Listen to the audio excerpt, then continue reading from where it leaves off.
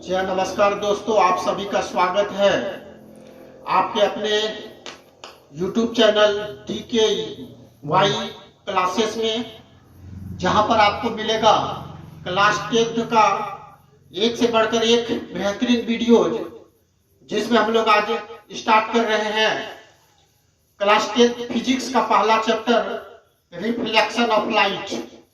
जी हाँ, reflection of light, जिसको हम लोग बोलते हैं प्रकाश का परावर्तन। इसमें सबसे पहले हम लोग चलेंगे कि प्रकाश क्या होता है। जी हाँ, प्रकाश एक विद्युत चुंबकीय तरंग है, जिसके कारण हम किसी वस्तु को देखते हैं। चुंबकीय तरंग का मतलब होता है, जैसे हम लोग किसी तालाब में किसी वस्तु को जब फेंकते हैं तो वो वस्तु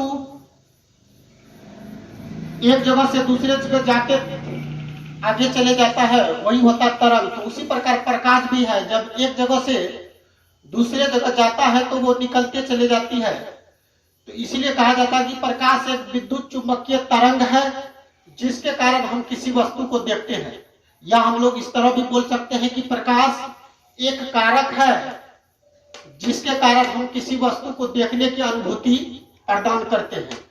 यह सत्य है कि अगर आज प्रकाश नहीं रहता तो पूरी दुनिया अंधकारमय दिखाई देता। प्रकाश के कारण ही हम किसी वस्तु को दिन में आसानी से देख सकते हैं। और प्रकाश में आज हम लोग सबसे पहले जानेंगे कि प्रकाश का परावर्तन क्या होता है। प्रकाश का परावर्तन, जब प्रकाश की किरण किसी समतल सतह से टकराती है तो पुनः उसी दिशा में वापस लौट जाती है। इस प्रकार प्रकाश की किरण का किसी समतल सतह से टकराकर वापस लौटने की घटना को हम लोग प्रकाश का परावर्तन कहते हैं, है ना। जब प्रकाश की किरण किसी समतल सतह से टकराती है तो पुनः उसी दिशा में वापस लौट जाती है।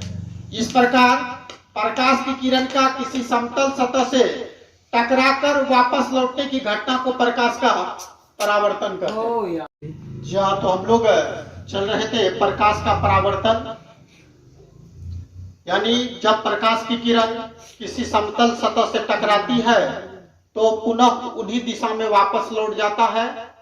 इस प्रकार प्रकाश की किरण का किसी समतल सतह से टकराकर वापस लौटने की घटना को प्रकाश का परावर्तन कहते हैं। ये हमारे 10th का क्लास का बहुत इंपॉर्टेंट पार्ट माना जाता है।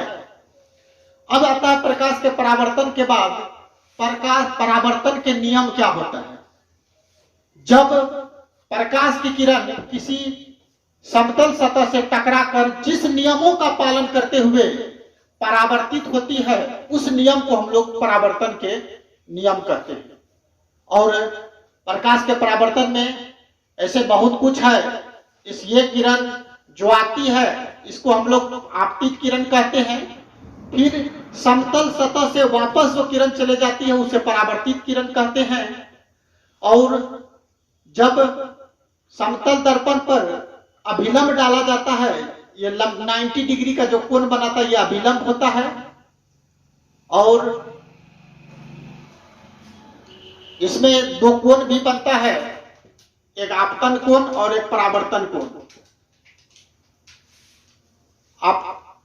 आपतन कोण और परावर्तन कोण जो है, प्रकाश के परावर्तन के दो नियम में हम लोग पढ़ेंगे कि आपतन कोण और परावर्तन कोण दोनों हमेशा बराबर होता है। चाहे प्रकाश की किरण किसी तरह भी दर्पण पर आएगी, जितना डिग्री का आपतन कोण बनेगा उतना ही परावर्तन कोण भी बनता है। तो हर परिस्थिति पर आपतन कोण और परावर्तन कोण बराबर होता है। तो हम लोग चलेंगे कि प्रकाश के परावर्तन के दो नियम होते हैं।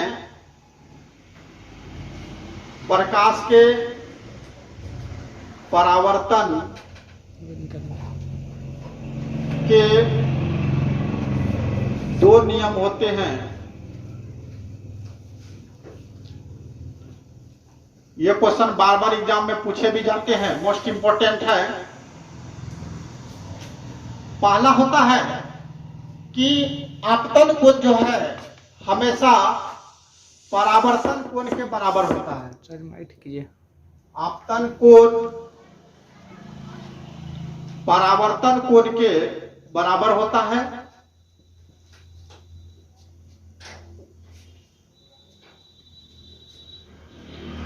परावर्तन कोण के बराबर होता है, यानी प्रकाश के परावर्तन में अगर आपतन कोण 50 डिग्री का बनाएगा तो परावर्तन कोण भी 50 डिग्री का ही होता है।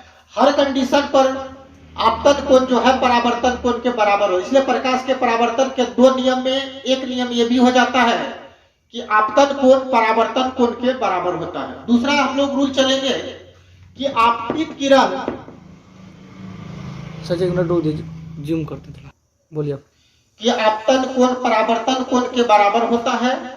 और दूसरा रूल है कि आपतित किरण, यानी ये जो आती है आपतित किरण और परावर्तित किरण, यानी समतल सतह से टकरा कर जो किरण वापस गई है, इसको परावर्तित किरण बोलते हैं।